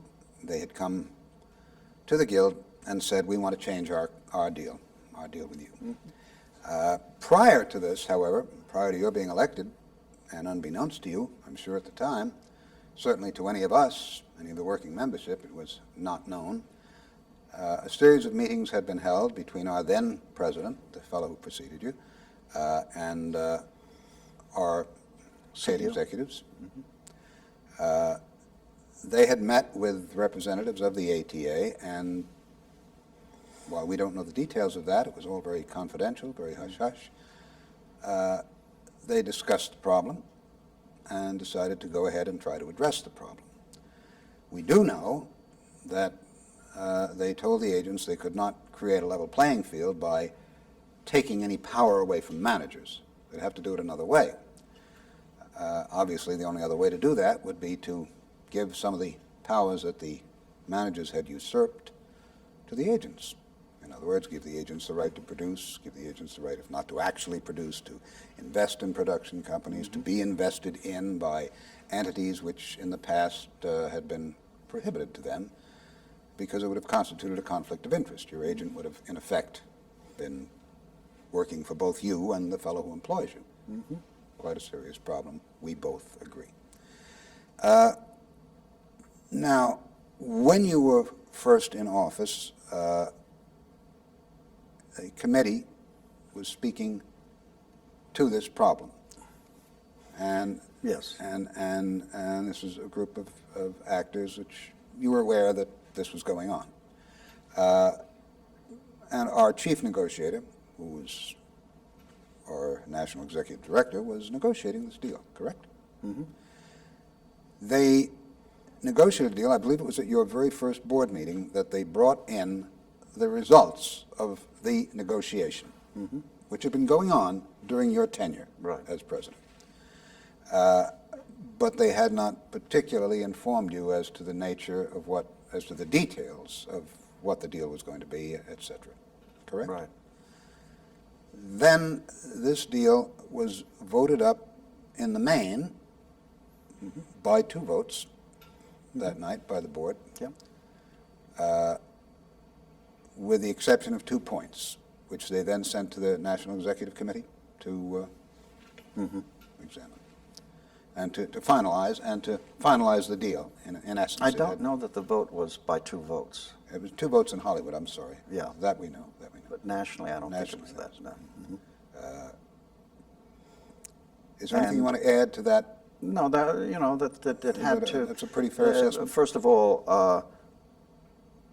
I think I was slow in picking up on this. It was my first chairing of a board, and I was having enough trouble dealing with that and Robert's Rules of Orders and things like that. And I believe it came out rather late in the evening. I didn't, frankly, know the ramifications of this deal. I only became aware of it when I knew that those 2 points had to go to the NEC. And quite frankly, the committee who has been dealing with the agents wasn't keeping me advised on what was going on, and neither did senior staff. So, I had to hear it sort of almost on the run. On the run, and that's when I called the 2 meetings of the high-profile people. Now, I want to back up a little bit. At that meeting, at that particular board meeting, according to the minutes, which we both have read, our national executive director and our associate national executive director both endorsed this deal, strongly endorsed this deal with the agent, which obviously would have some effect on many of the board members who were voting, particularly around the country, particularly in New York and in the branches. So that their word was, and this is a quote, "This is the best possible deal we can make." Now that we have in writing. Right. That deal, just roughly, we can touch on the fact that it gave agents the right to sell themselves in whole or in part to production companies. And not only that, the senior staff said this is the best possible deal we could make. There were many people that I found after that meeting who were saying it's no deal to be made at all. You see, because the main item that they were interested in was financial interest, and that was either selling themselves or being bought by entities that might produce, whether it be theatrical or television or advertising. With vertical integration now, it's very difficult to know who owns who and who's calling the shots. So for me, it was just simply a conflict of interest that would change the relationship of an actor to his agent forever, in which he couldn't know whether the agent was representing him or the people who owned him or the company that he had financial interest in. The actor had no way of assessing what was going on in those kind of areas. So I opposed it, And I must say, all those actors that I talked to and who were at that meeting, some of them, Jodie Foster was shocked. I mean, they just said, you know, because what they presented us with was 20 points of what an actor can do to level this particular playing field. And among them were, you have a right to fire your agent. Well, I just told you a little while ago, it took me 9 years to get an agent. Right. So a small consolation to an actor to be told that he could fire his agent when he finds out he was double dealing with somebody who owned him or who, you know, financial interest. It just never worked for me. And I think when it was sent back from the NEC to the National Board, it looked like it might have to, now that it was out in the open, and one of the reasons they never put it out in the open is that it's such a major change to our rules that it would require a referendum vote. And the ATA knew that a referendum vote would never work in their interest, that it would be voted down. So they pulled it off the table. And blamed you for unilaterally. Yes, blamed me for this was after messing up the whole your office had been inundated with phone calls from working actors. Boy. Further in that regard, that evening, according to those minutes, one of the directors stood up and said, well, at least let's inform the working membership what we're doing. Yes. Incidentally, over half of that particular board of directors, the early board of directors, yes, before you changed the complexion of things yes, around here, yeah, didn't have agents. And they were That's voting. Right. They were voting. They're just voting on the recommendation of senior staff, right, really. But to change that basic relationship, which historically has always, Yes, where the agent is your partner, absolutely, and that it's you and your agent against the world. Now That's it was right, going to be you against your agent, who was now a part of that world. That's right. Okay, so that we know that was not a good idea for actors. Yes. Okay, it was not good for any. But you were going to say something else. That group voted that night. That night, yes. Not to publicize this deal, not to tell the working membership, yes, that they were changing this most basic relationship, right, that an actor can have, right, in his one and only career with the man who's. I don't know how they supposed they could keep that a secret, but nevertheless, there it was. Well, they did pretty well. Once it's on the books, yeah, it's on the. But once it got to the NEC and was debated, and then it became public, and it leaked out to the press, of course. But the NEC, you had been, as we've said before, contacted by many prominent people in the industry, many actors. That's and said, right. What are you doing? Yeah. You can't make a change like this, particularly without even consulting anybody. Right. So that when it went back to the board for reconsideration and discussion, etc., and obviously there would have been publication of that, the ATA pulled it off the table and said, now we don't want to waiver anymore, now we want to open up the entire everything, franchise. all the regulations. Right. And that's where we were. Now, we were still on strike. The commercial strike was still going on. Wow. So you had this added to your plate. Yes, yes. Okay. Yes. Absolutely. Ultimately, of course. Ultimately, it worked out fine. And what's happened now is that the franchise is no longer in place. The ATA is not willing to come back to the table. Well, we've skipped two negotiations. No, yeah. Of course. What happened then was you appointed a second committee. Yep.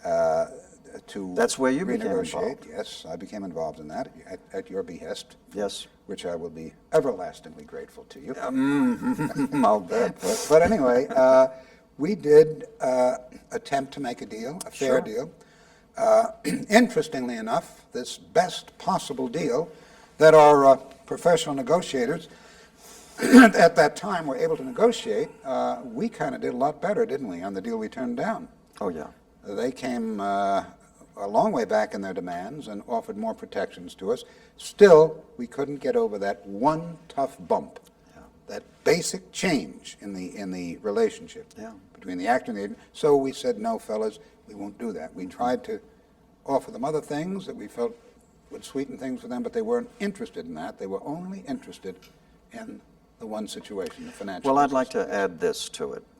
The fact, I don't think we've mentioned that basically the ATA is run by the five big major talent agencies who handle those, what is it, 0.05 actors who make millions and millions of dollars.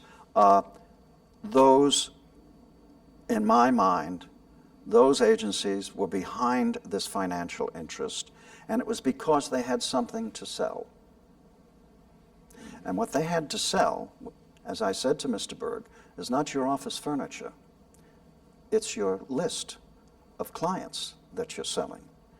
He said, I'm a successful businessman. I said, I'm sure you are.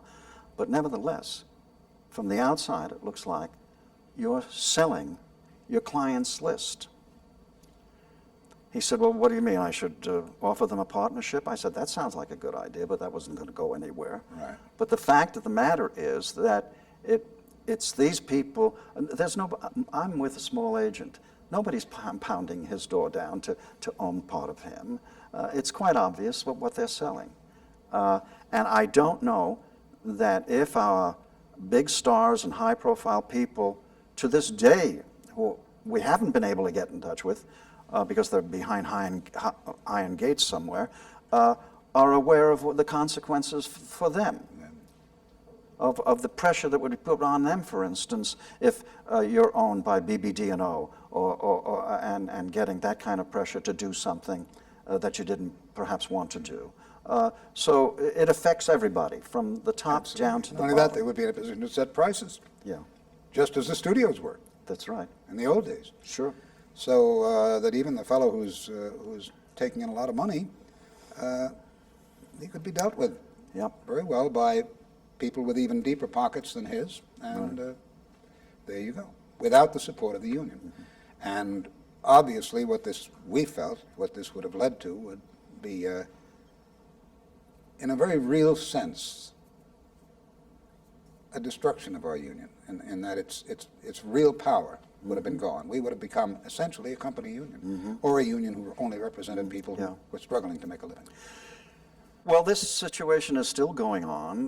We're going to have to address the agents when they're ready to talk with us and come to some kind of a conclusion and understanding. Because I know that actors are unhappy with not resolving this. So many actors depend upon agents. They would feel naked without them, whether the agent does well by them or not. The object in this town is to be represented by an agent. So all of this has to work itself out. And I'm sure it will work itself out. Yeah, these are problems we have to work on, and we will solve them. Yeah. Incidentally, now let's go back, though, a little bit again. There was yet a third committee put together. Mm-hmm. This one, after your incumbency, at the end of your term of presidency, when you decided that you'd done it for 2 years and you'd taken enough abuse, and of course we did have all the battles within the Guild. The supporters of that original group were very bitter about the fact that you did win that election. The Guild became divided in certain ways, Yes. and we were fighting among ourselves, as well as having to fight the battles with the industry. I want to touch on the AMPTP negotiation, which was a very successful negotiation, but first I want to finish this with the agents. Yeah. And what happened was that we were at an impasse, one which we felt pretty good about, by the way, at the end of your incumbency, and the subsequent administration, they appointed yet another committee, which negotiated a deal giving the agents a smaller, again, a better deal again than that supposed best possible deal. Yes. But that was rejected by the membership. Yes. So obviously you certainly had your finger on the pulse of the working actor when you said actors don't want this. Right. I agree with you.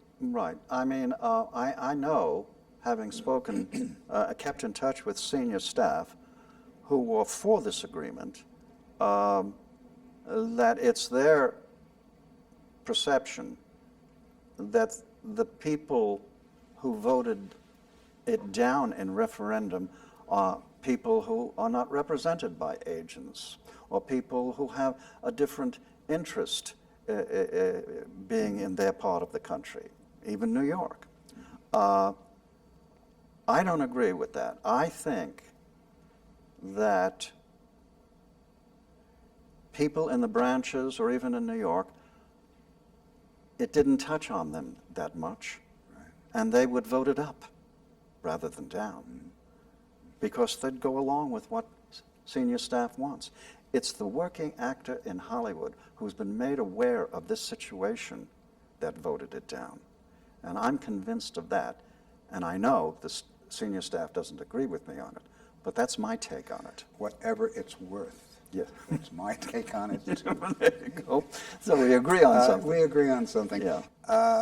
After the the initial, the commercial strike and the business with the agents, which was briefly settled, not really settled, but put on the back burner for a while, then we had a very difficult and huge negotiation, the AMPTP negotiation. Right. Right. And this one was preceded by all sorts of trumpeting about you're going to raise a lot of hell and do a lot of posturing and cause a strike that's going to cripple the town. And all you did repeatedly was say, we can make a deal, right? I think we can make a deal. I think I was the first person to say, I think we can make a deal. Yeah. There is a deal to be made here. Right. You see, and it was interesting because no matter how painful, although successful, that commercial strike was, no matter how painful it was, it changed the perception of our industry about our guild, that we could do something like that. So that we got, in certain ways, amounts of respect that we never had before, because it was not since 1980, and that wasn't a successful one. So there was this perception out there that, boy, they did it once, they can do it again. If you add to that the fact that we were being very much in contact with and helped by, because they shared their knowledge with us, the Writers Guild, who had a contract coming up fairly close to ours. And the perception in the industry was, and frankly the Writers Guild didn't mind that perception, was that we could work in tandem to really get whatever they wanted and plus what we wanted. So I was working against this whole feeling of what I kept hearing from executives in the industry of there is a de facto strike right now. Now that was being used by a lot of people in the industry to get a lot of things green-lighted that they might not necessarily have gotten green-lighted, and they did, as they do usually before these negotiations, do stockpiling. They always do it. They always do that. So this whole business of a de facto strike was nonsense. No. And because in point of fact, hard, yeah. It happens before every negotiation, and I speak from some experience. Of course. In this regard, and we know this. Yeah. You were still being blamed, however, by the people who... Doesn't matter, but de facto strike is what the trades like to hear. They can talk about what's going on, and they don't want good news, they just want bad news, and I kept saying, there's a deal to be made. And I was saying it for several different reasons. First of all, because we had a 6-month strike. You didn't want another. And we didn't want to go out again. And secondly, we had, I'll tell you, I had maybe this might be interesting to hear. I heard that Lou Wasserman was willing to take a meeting with me. Excuse me, this was during the AMPTP negotiation? This was before. Prior. This was this prior when the word was going out that... This was really after we completed the strike, actually, sometime. Okay. It was way before our negotiation with the AMPTP started. I took that meeting, and it was very helpful to me because he spoke in simple terms. He said, Bill, you have to understand, he said that you all and we all are partners in a business. It's a partnership. Right. He said, and every 3 years, we have a contract negotiation. And sometimes we don't give you enough. The next 3 years, we have to make it up. Sometimes we give you too much. Next year, you have to give us a break. He says, but it's a continuum, and it's a partnership, and we have to work together. I have to keep this studio, when he pointed to Universal, busy, and you're all a part of that. Okay, now, I had previous meetings with the chief negotiator of the AMPTP, Nick Counter, and I made certain that we were interested in this partnership. Mm-hmm.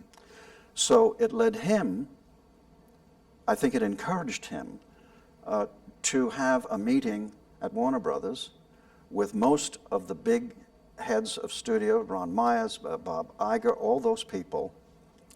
And our chief negotiator then was Brian, and our head of our AMPTP, the two, Tom and John O'Connell, we had lunch.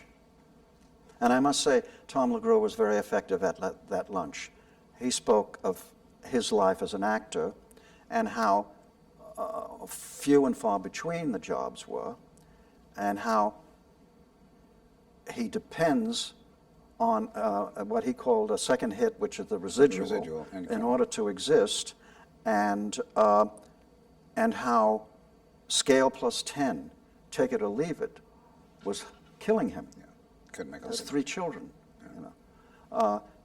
Killing us all. I mean, actors who have worked in the business for years, who have, due to their talent and their experience, have worked up a quote to a certain point, now, and it's been happening for years now, are being faced with scale plus 10, take it or leave it.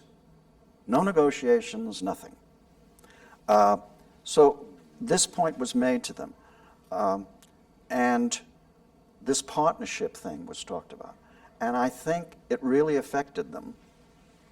I think it really got to them. So we went into that negotiation with not a confrontational stance. Not at all. Not at all. I know. The idea was, we have problems that need to be solved, and you have problems that need to be solved. Actors, in general, don't know the problems of the production companies. How many pilots they do that go nowhere. How many shows that they do that run deficits, and they only make it up if they can get it into syndication, which is 100 episodes or more. All those kinds of things, most actors, I don't think, are aware of. And hearing that from them, and hearing our side, that's the spirit that you were involved with that took place there. Plus, we had a chief negotiator who was not afraid of them, who cut to the chase, as they say. I think we have to back up just a little bit. Yeah. This chief negotiator, this came out of a dissatisfaction that many of us had with our past negotiations. And well, also it came out of the fact that our former chief negotiator was no longer interested in doing negotiations because he had such a hard time with us on the commercial negotiation, so because we really had to push him. Right. So therefore, rather than adopt this kind of an aggressive stance, which, and I think that's a fair term, we have, aggressive might be too strong, but the fact that actors were getting involved in their contracts and expressing themselves. That's right. And absolutely. And wanting someone to fight for the real needs. This would have been problematic. Not just giving them carte blanche or whatever and taking the easiest way out and let's get out of here. Okay. No, it wasn't anything like that. And Brian Walters also not only cut to the nitty-gritty of these things, but he dealt with it with humor. which helped Yes. keep everything pleasant and less confrontational than it usually would get. I was there, and as Yeah. you say, and he indeed did. We just discovered a couple of things, didn't we? And thank God, for instance, that we invited the Writers Guild to be there And and also- to stand behind us and say, no, we get that. Right. We never got 18 years worth of that stuff, pension and health thing. I think we can discuss that briefly. We discovered in that negotiation, particularly because we were terribly concerned about cable again, Yes, correct?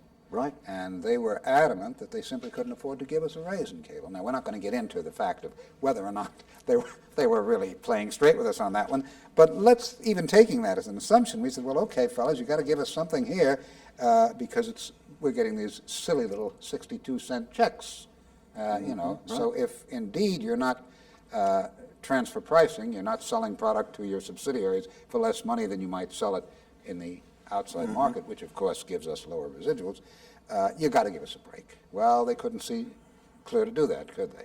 Well, And then we discovered that our P&W payments were coming out of our share in the pattern bargaining that they'd set up. Right, right, exactly. That we were supposed to get 6%. We were supposed to get 6%. The Writers Guild get 2%, and the DGA get 2%. yes, that correct? 3-1-1 business. Yeah, they have a formula. So 311 became 622 in terms of percentage, Right. as to of the total amount that they would allot for residuals. But we then discovered that we weren't getting our fair share, correct? We found that. Well, not only that, but our former chief negotiator who was there said that the WGA doesn't get it either, Right. and the WGA said, oh, yes, we do. Again, to explain that specifically, they said our P&W was coming out, we discovered our P&W payments were coming out of our 6%, so in effect it, P&H. P&H. So in effect it turned out to be 5.3% rather than a full 6% that we were getting. We're talking about millions and millions of dollars. Oh, however. yeah, over 18 years. Yeah. And the other guys, their 2% was being paid on top of Right. what came out. So that they were getting more and we were getting considerably less, Yes. supposedly, than we were supposed to be getting. Once we, they told us it wasn't so, but then the Writers Guild and the Directors Guild came forward and said, no, No, they get it. They get it on top of. they not- get it on top and you get it taken out of. Right. The result was we cured some of it, but we couldn't go back to the beginning. They wouldn't agree to make up that vast sum of money, but at least we did some good Yeah. and set the stage for future negotiations. That was one That of was one. that was one of the successes we had. The other was Fox, being Bring them up considered a to network, full not a network, cable company, and God knows they're doing better than ABC is doing right now. That was another. And then, you want to talk about top of the show? Or? Well, we haven't done anything about it. We No, wanted to but do that's about it. what We one did of the get things that, increases. yeah, you know, We did get that they, you know, Top of the show is a you know, it's hard for the people to realize that a negotiation is a negotiation.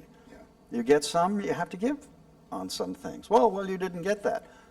Well, there are some people who think you should get your whole agenda passed. Well, that's not the way it works, and that's not the way a partnership works.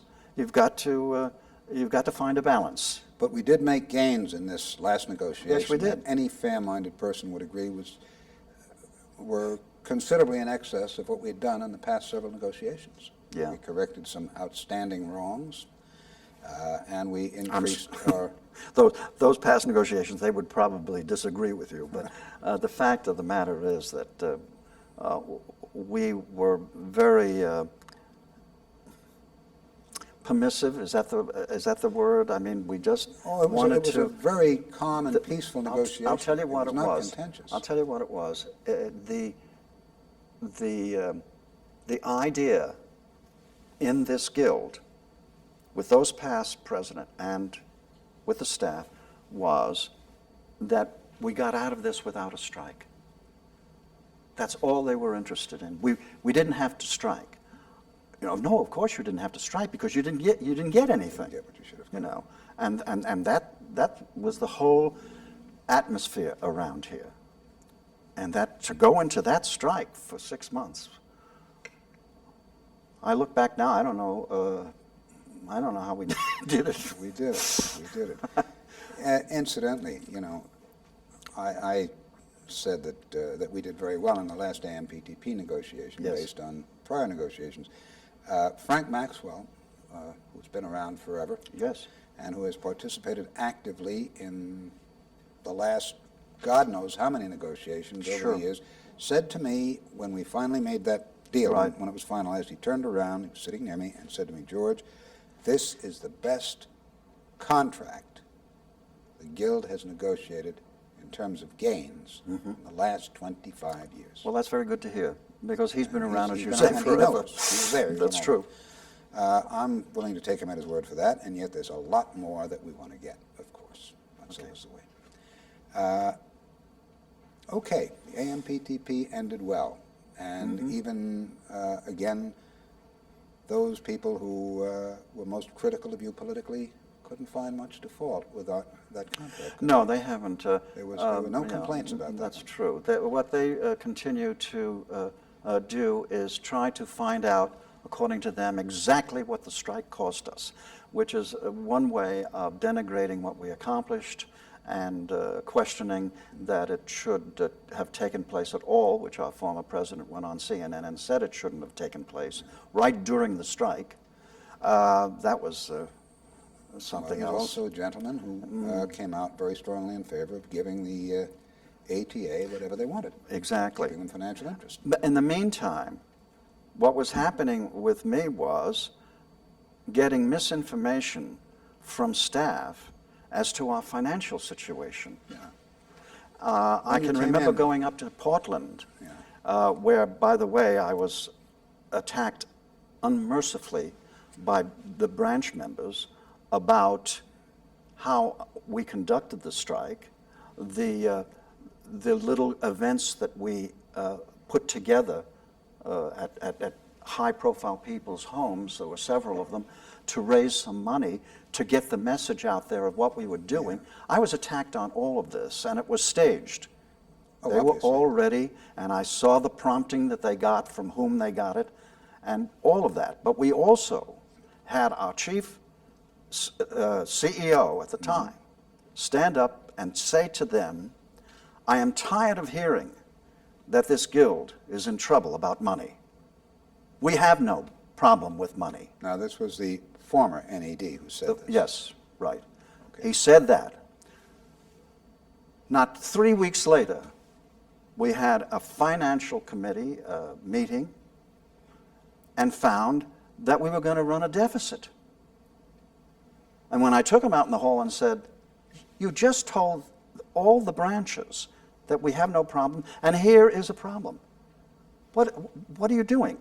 He said, "Well, I was misinformed by our financial officer." Who he had hired. Of course. That kind of stuff was going on, and I believe gave impetus to reverting to the Towers Perrins report and putting together a governance committee. And in the meantime, I put together a search committee To find a new CEO, because the former CEO was resigning, was retiring due to illness.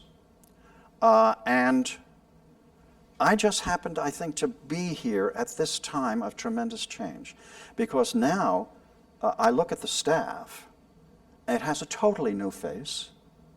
I look at the board and who's running for the board, changing. and changing. everything is changing. We're reducing from 104 to 72. Yes, and this whole governance plan came about during your Exactly.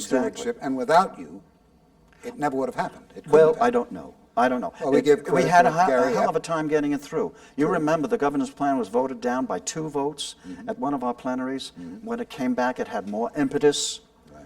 because we didn't sweep it under the carpet. It's what I said. I didn't do it personally. I let it happen, though. But again, and this I goes didn't back to oppose this it. goes back to delegating authority, though.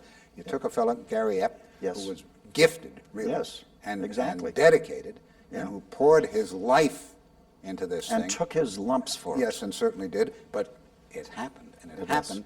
It was finalized after your time. Yes. But had it not been, but the work was all done. Yeah. If it hadn't been voted down by 2 votes, it would have happened in my time.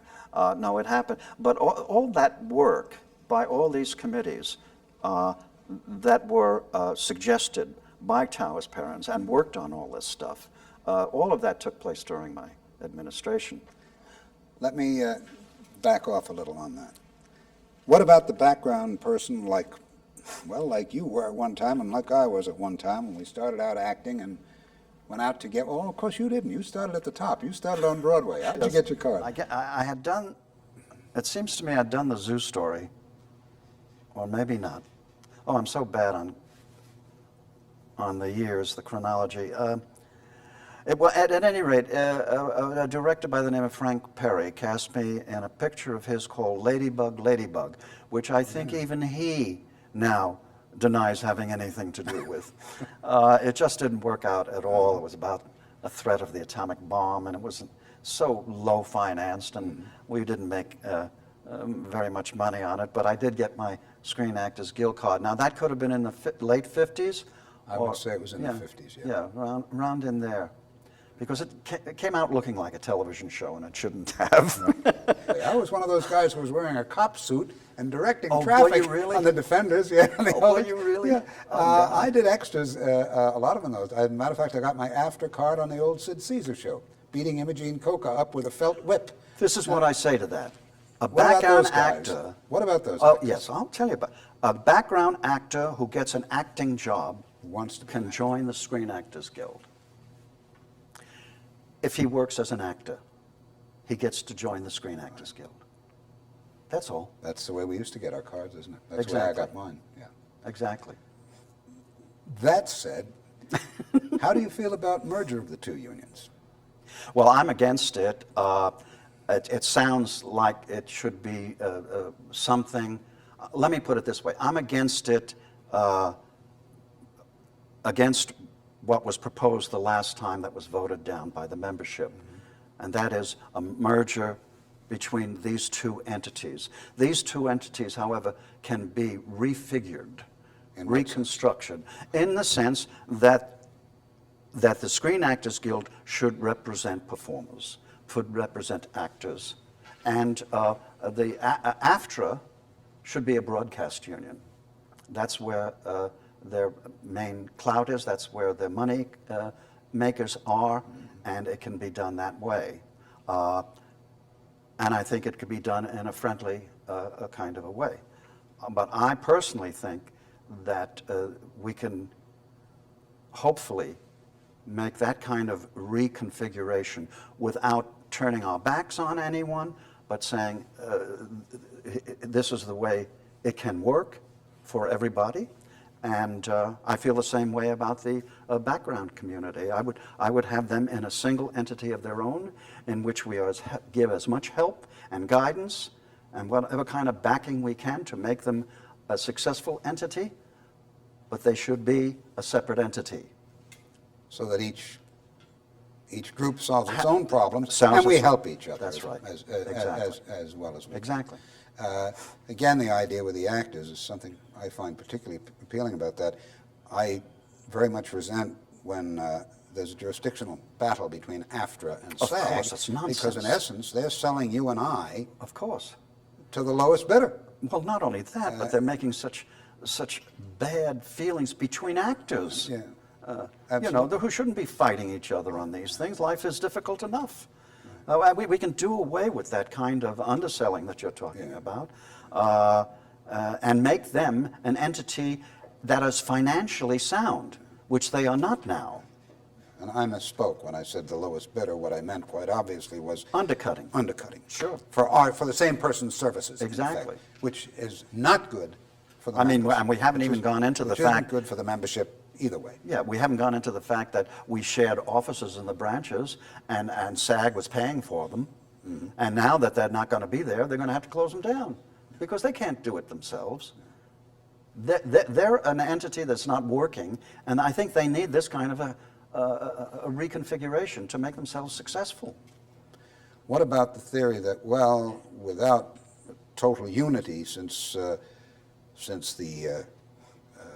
people that we deal with are so vertically integrated now, that by not combining with AFTRA and becoming a huge union ourselves, that we're somehow less well off for that fact? How do you answer people who say that? Well, I mean, first of all,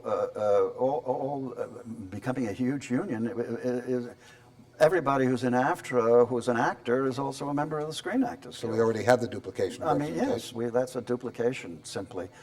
It wouldn't increase our numbers substantially at all. That's the first thing. What was the other point about vertical integration? Well, the fact that the argument so often espoused is that, well, they're all vertically integrated. These companies now are so big and so powerful that unless we, the actors, all the actors join together in one huge union covering everything, we don't have as much strength. Now, I find that a kind of a silly argument. I do too. And I was just First of all, I was setting you up with an easy one. Well, no. First of all, I'd say that I don't think these vertical integrated companies are having such a good time right now. That's true. I have a feeling AOL, Time Warner, is in a terrible state because the two companies haven't gelled the way Mr. Levin said they would. And they overpaid for it. Time Warner. And, Time Warner is now the one that's making the money, and AOL is not. So those integrations, I pointed out Disney and ABC. ABC is such a drag on Disney's bottom line that it's I'm sure he wishes he never got involved with it. These vertical integrations, I think, are going to work themselves out. That was one of the fears that I didn't mention of Lou Wasserman. He said he was against this vertical integration. He said because they're going to walk away from us. Because they're going to see the bottom line is not paying off for them, and they'll just walk away. He said this industry should be run by people who are in the industry, not somebody who's sitting in London or somebody whose experience is internet. Right. Of course he's right. In my administration, we really tried very hard to work for the membership, to keep them informed, and to work for their benefit. The presidency was not something that I enjoyed. It wasn't something that made me feel important or anything like that. I'm a rather private person, really. I don't want to step out in that way. I certainly didn't have any political ambitions, as some former presidents have had. So it was something for me which was payback time, because I've been lucky and fortunate in this business.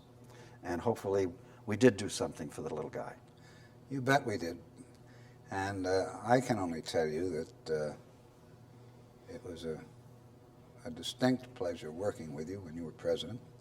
Thank you, George. I think you set some things in motion that a lot of people are going to be very grateful for before all this is over. And I'm going to leave you with something a quote that I know you're not aware of, but when you decided not to run for a second term as president, I was speaking with a member of the staff, a mid-level person who's been around here for, 25 years, 30 years. And the lady said to me, people are not really going to appreciate what Bill Daniels did as president for a few years yet. But when they see the things that he set in motion, and when they look back at what he did and what he overcame, they're going to realize he really did a great job. And I say that to you because I just, I gave the lady a kiss on the cheek, and I said, gee, you're really smart, because you see it. Well, that's very nice to hear, George. Yeah. Thank you. And it's been good. It's been good having this time with you.